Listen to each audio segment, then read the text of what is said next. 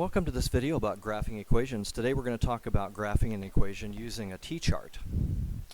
So how can we make a graph of an equation? Well, in algebra classes we learn a lot of ways to graph certain equations quickly by using features of their standard forms. For example, y equals mx plus b, and that sort of equation, which is a line, we know that m is the slope and b is the y-intercept, and that helps us to quickly graph an equation. But sometimes we have to graph equations that we don't have a standard form for, and we need a procedure. So this procedure, graphing with a t-chart, works for any equation that could be solved for one of its variables. For example, let's say that I want to graph this equation 4x minus 2y equals 6. Okay, so graphing, what I'm going to do is I'm graphing, so I have y versus x here, and I'm trying to come up with points, x and y values, that would make the equation true. Those are solutions, and every one of those solutions is a point on the graph. So what I can do is make a t-chart, looks like a T here, and in the left column I'm going to have x values, and then I'm going to find the matching y values that would correspond to those so that I can form the points. Okay, for me to do that, the easiest way to do that would be first to solve the equation for y so that I can easily plug the x in and solve for y. So let's do that by subtracting a 4x from both sides. And then I get negative 2y equals negative 4x plus 6. And when I divide everything by negative 2, I get y equals positive 2x minus 3. So that's the same equation but solved for y. And that makes it easy for me to plug various values of x in and then get the matching y value. So let's try some values here. Well, let's just start with 0. Let's plug 0 in first. Okay. If I did that, then y is going to be 2 times 0 minus 3. That's 0 minus 3, which is negative 3.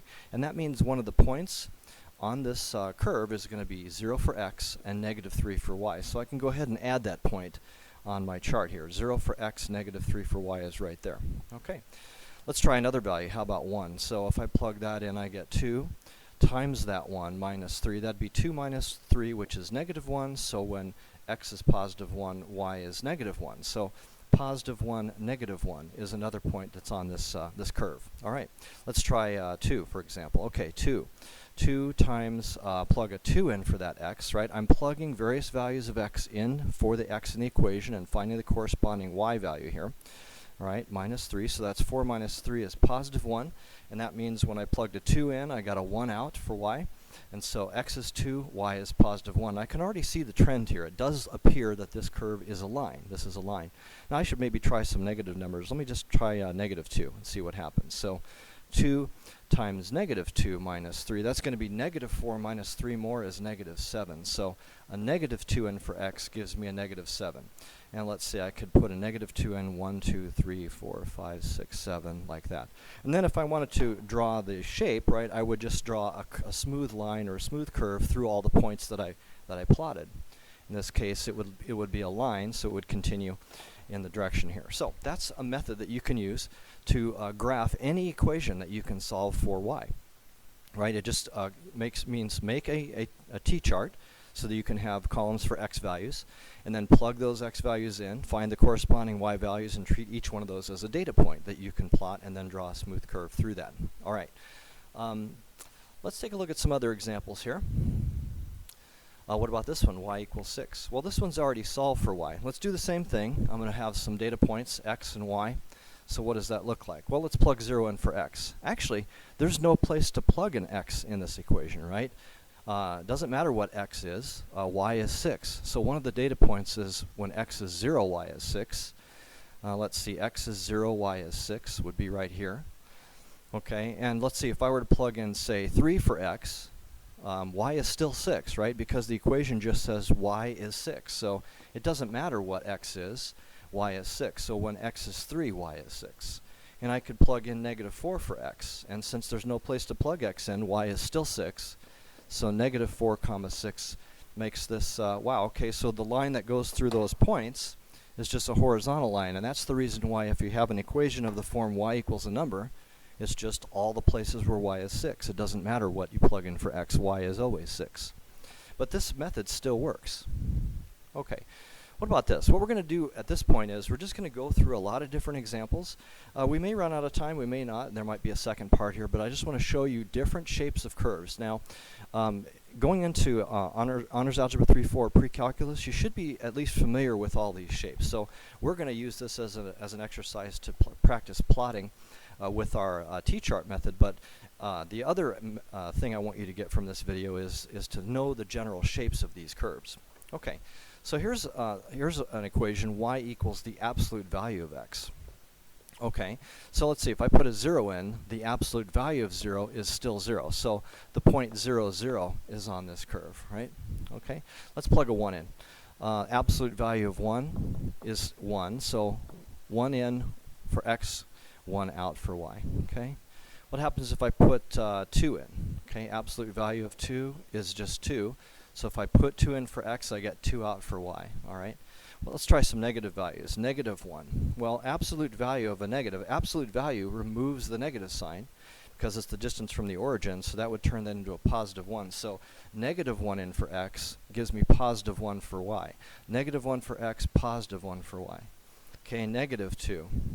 Absolute value of negative 2 is 2, so negative 2 in for x gives me positive 2 for y. And so here's the classic shape of an absolute value curve. It looks like a V. And the reason for that is it would have looked like a line, right? The line y equals x, except that all these negative values down here have been turned into positive values, which is why absolute value curves always look like V's. Something to remember. Okay, let's take a look at another one. Let's graph this one. Y is 2 times the absolute value of x plus 1. Okay, same idea. We're going to plug some values in for x. Let's try 0. That's going to be 2 times 0 plus 1. That's 2 times the absolute value of 1, which would be 2. So when x is 0, y is 2, right? X is 0, y is 2, and there's a data point. Okay, let's try 1. 2, absolute value, and plug in a 1 in. That's going to be absolute value of 2, which is 2 times 2 is 4. So when x is 1, y is 4. X is 1, y is 4. All right, let's try 2. 2. Plugging a 2 in for the x value here, I get absolute value of 3, which is 3 times 2 is 6. 2 and 6. Okay, so when x is 2, y is 2, 4, 6. All right? Let's try some negative values. Negative 1, 2, negative 1 plus 1. That's going to be absolute value of 0, which is 0 times 2, which is 0, right? Is that right? Okay, so let's see. When I plug negative 1 in, I would get 0 out for y. All right, so negative 1 gives me a 0. Okay, let's try a negative 2 and see what we get. 2 times negative 2 plus 1 in the absolute value. So that's going to be absolute value of negative 1, which is positive 1, times 2, which is 2. So this is going to be negative 2 for x, positive 2 for y, right? All right, and then let's do a negative 3. 2, negative 3 plus 1, that's going to be negative 2 in the absolute value. So absolute value of negative 2 is positive 2 times 2 is 4. And so that means negative 3 for x gives me a 4 for y. Okay, let's take a quick look. It looks like it's got that classic V shape that we see for all absolute values, but there's a difference, right? If I go back to just absolute value of x from last time, what happened? Well, two things changed, right? One thing is that the place where this crossed the axis down here was at the origin. Now it's shifted to the left 1. And I want you to notice that that's because inside the absolute value we added 1 to the x. So it does appear that if I add 1 to the x, the effect is that the v gets shifted left 1 unit, right? The whole thing is shifted left 1 unit. That's called a transformation, and there's a whole section of that in pre-calculus and Honors Algebra 3-4 talking about that.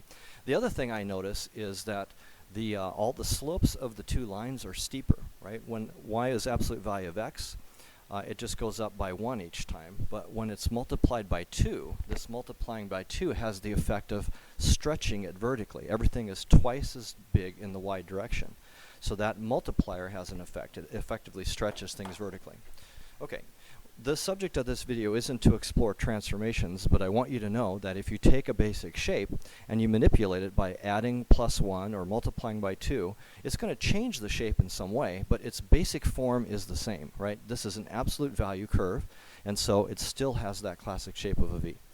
Okay, for the rest of these examples, I'm just going to show you some other ones here, and like I said, we might run out of time at some point. And I'm just going to stick with the basic shapes, but all of them could be transformed as well. And you should be familiar with the basic shapes that are associated with these curves. So let's take a look at what a graph of y equals x squared looks like. If I put in 0, 0 squared is 0, right? So that's going to be 0. So 0, 0 is one of the points. If I put in 1, 1 squared is 1. So 1 in for x gives me 1 out for y. So 1, 1 is another point. If I put in 2, I get 2 squared, so that's 4. So 2 for x gives me 4 for y. So it's going up more rapidly now. 1, 2, 3, 4. Okay. And if I put in 3, I get 3 squared, which is 9. So 3 for x gives me a 9 for y. So this is way up here, something like that. Okay. What happens if I use negative numbers? Negative 1. Well, negative 1 squared, a negative times negative is a positive, so that's positive 1. So negative 1 also gives me positive 1, right? Negative 1 also gives me positive 1. And if I put in a negative 2, I'd have negative 2 squared, which would be positive 4. So negative 2 gives me a 4. And so what's happening is all the negative values here actually are the same as the positive values, right? Negative 3 would give me negative 3 squared, which would be 9. So negative 3 for x, positive 9 for y, right? And the curve looks like this. So it's a U-shaped curve. It's actually called a parabola. And that's the classic shape of a quadratic or an x squared curve. Okay? So you should be familiar with that. Let's take a look at a even higher order curve. What is the shape of y equals x cubed? Okay, same idea though. No matter how complicated the expressions get, we can always graph them using a t-chart. So I want you to remember that no matter how complicated things get, you can always just plug various x's in and get the corresponding y. So 0, 0 is 1. Let's take a look at 1. When I put 1 in, 1 cubed is 1, so 1 in for x is 1 out for y. But what happens if I put a negative 1 in? Well, negative 1 cubed, a negative times a negative is a positive 1, times another negative is a negative 1, so it keeps the negative. So negative 1 for x gives me negative 1 for y, right? Something like that. What happens if I put a 2 in? 2 cubed is 8. 2 times 2 is 4, times another 2 is 8. So positive 2 gives me 8 out, so it goes up very quickly. What happens if I put a negative 2 in? Well, negative 2 cubed, right? Just to be clear, that's 3 negatives. 3 negative 2's multiplied together. 2 times 2 is 4, times 2 is 8. But a negative times a negative is a positive, and then that times another negative is a negative. So the answer here is a negative 8, right, for that. And so the classic shape of x cubed looks S-shaped, like this. It rises very quickly, even more quickly than x squared curve, but the negative ones stay negative. Okay?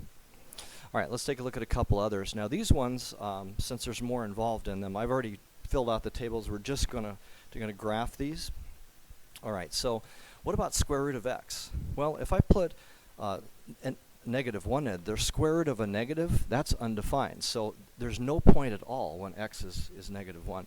If I put a 0 in, the square root of 0 is 0. So 0, 0 is one of the points. Okay? And then if I put a 1 in, the square root of 1 is just 1. So 1, 1 is one of the points. Okay, 1, 1.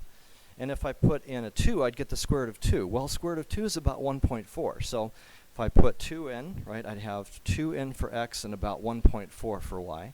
So something like that. If I put a 3 in, I have the square root of 3 out, which is about 1.7. So a little bit bigger there. And it's not up until I get to 4 in, square root of 4, that I get an integer again. So 4 in for x gives me 2 for y. And so this curve looks like this. It actually looks just like a y equals x squared curve, except that it's been turned on its side. And you'll study that more when you talk about inverse functions. Okay? And actually there is no values here where x is negative. You can't plug negative in because you can't take a square root of a negative. And this particular curve doesn't have any y values that are negative either. Okay, let's see. One more example. What if I had 2 to the x? Well, if I plug 2 to the negative, if I put negative 3 in, 2 to the negative 3, if you review your exponent rules, you realize that's 1 over 2 cubed, which is 1/8. So at negative 3 in, I have 1/8 out, which is a very small point, just barely above the line like that. If I plug a negative 2 in, 2 to the negative 2 is equal to 1/4. So negative 2 gives me positive 1/4, and so on. If you continue to graph these things, what you'll find is a curve that looks like this. It goes up rapidly on this side, goes through the point 0 as 1, and it approaches